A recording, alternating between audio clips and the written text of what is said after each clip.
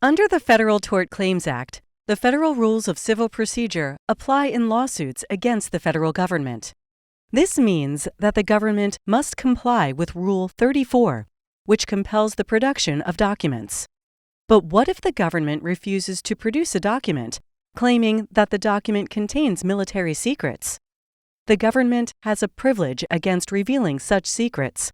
But how does a court evaluate the validity of the government's claim without looking at the document, and thus violating the privilege?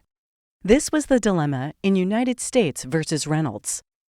In 1948, 4 civilian observers joined the crew of an Air Force flight testing secret electronic equipment. The plane crashed, killing 3 of the civilians, along with 6 of the 9 crew members. The Air Force investigated the accident, took statements from the 3 surviving crew members, and produced an accident investigation report. The civilians' widows sued the United States in federal district court.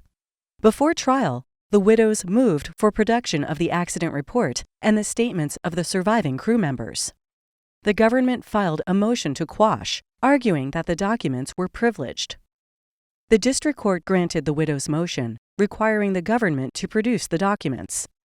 The Secretary of the Air Force then filed a formal claim of privilege, arguing that disclosing the requested documents would harm national security and impede the development of military equipment. Instead of disclosing the documents, the Secretary offered to allow the 3 surviving crew members to testify in person. The district court ordered the government to allow the court to view the documents so that it could determine whether they were privileged, but the government refused to comply.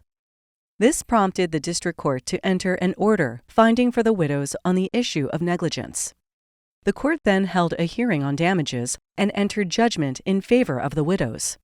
The Third Circuit affirmed, finding that the widows had shown good cause to produce the documents. The United States Supreme Court granted cert.